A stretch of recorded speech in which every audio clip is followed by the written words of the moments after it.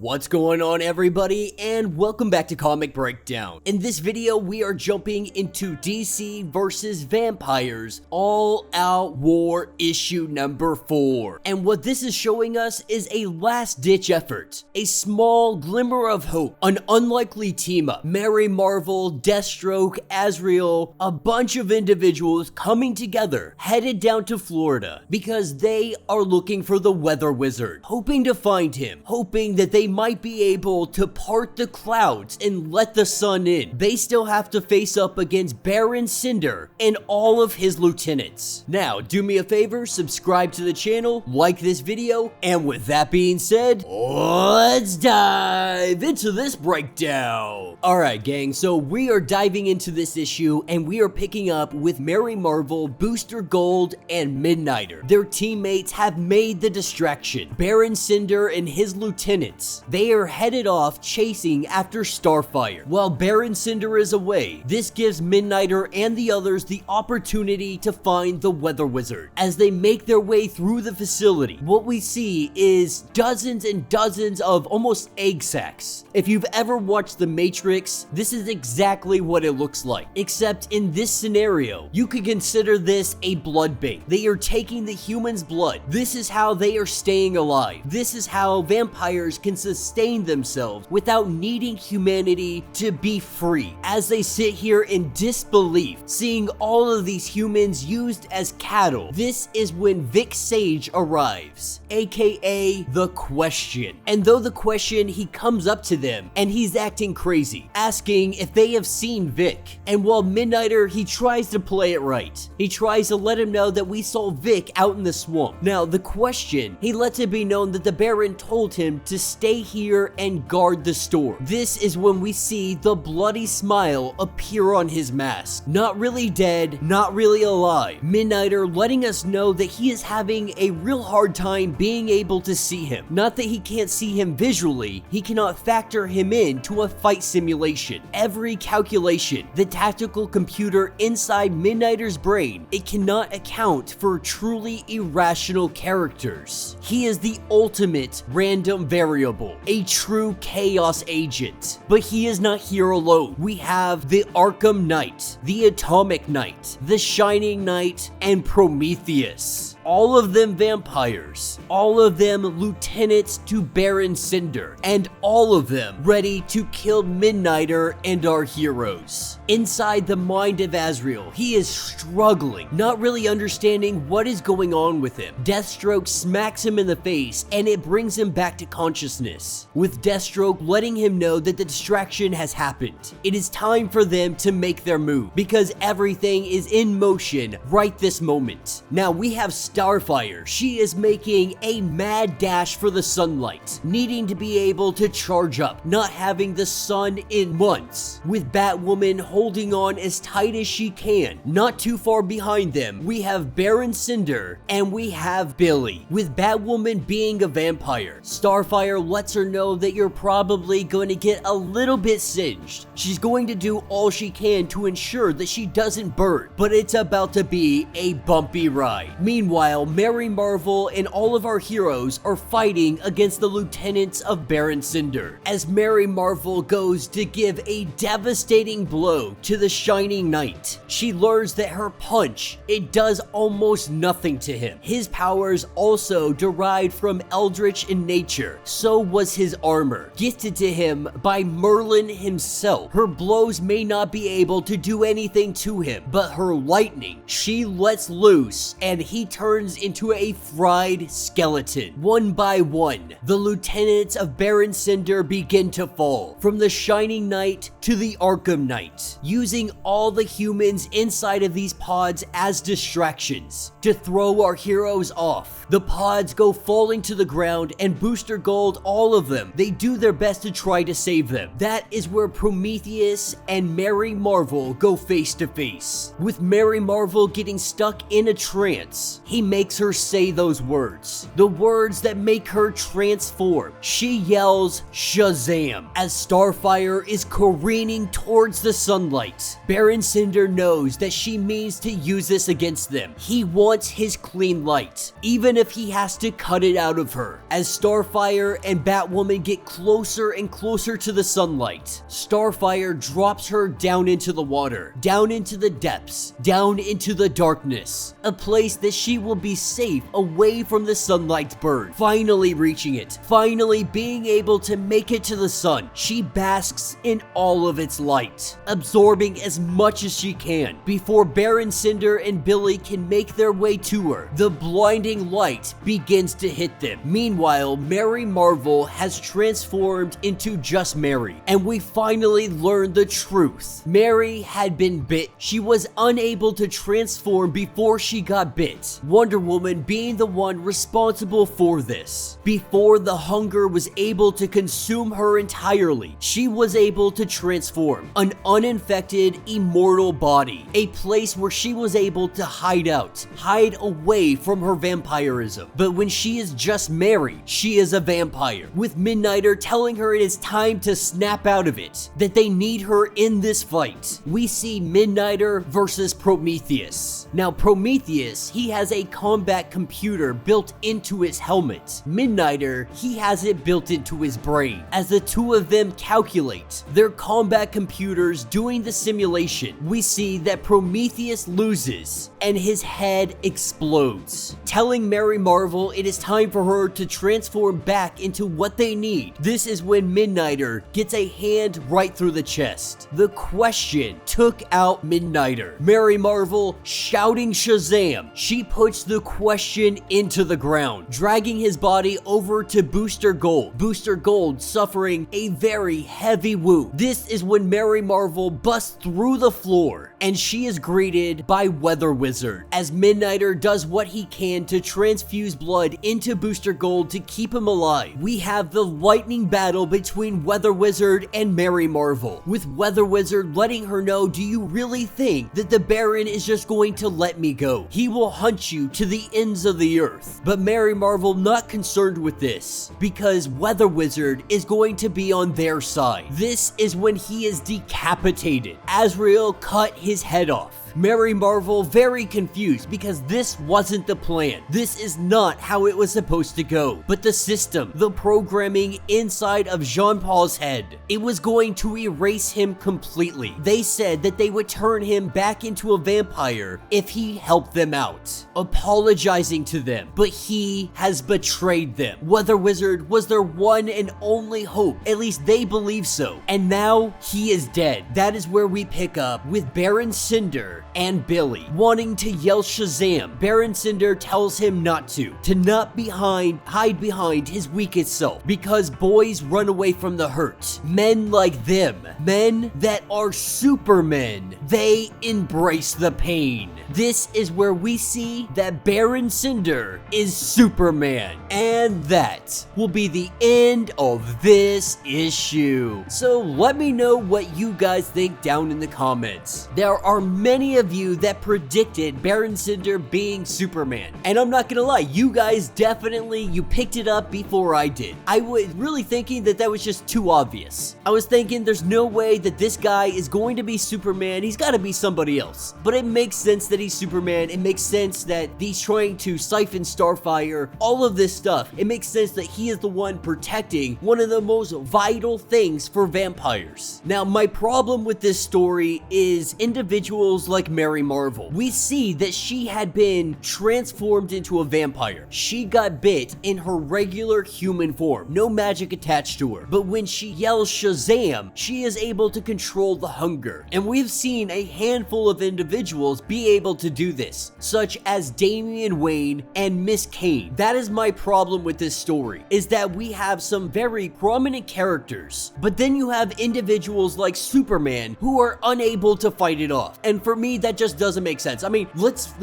skip past the part where Superman is transformed into a vampire. He doesn't need the sun, so on and so forth. Cool, got it. I'm not a big fan of that direction that they take it, but let's go with it. But then you're going to introduce characters that can fight against the vampirism. It's a story that it doesn't make a lot of sense. You really have to take a lot of concessions. You really have to overlook a lot of things for this story to truly be believable. This story had a lot of potential, and so far it's just not there. It is just not hit. When we first got into this series, I was really hoping for a lot out of it, because Deceased, it has been absolutely phenomenal. Definitely much more believable than what we have going on with DC versus vampires. But I am a sucker for an Elseworld story, so it's definitely something that we're going to carry on. I really hope that the ending becomes something better than what we have so far, but at this point, I don't really have the highest of hopes. Let me know your thoughts, let me know your theories. If you would like to get caught up on everything that has been going on with DC versus vampires, be sure to check out the link in my description as well as the top of this video. It will get you completely caught up on everything going on with this series. If you would like to support the channel, you can always do so by joining the channel membership, much like Patreon, having 5 different tiers from $1 to $50, from loyalty badges to getting free comics every single month. Not only does this help out the channel tremendously, but you are getting tons of perks in the process. Now, if you are unable to do that, do me a favor, subscribe to the channel, like this video, hit that notification bell, and with that being said, until the next breakdown.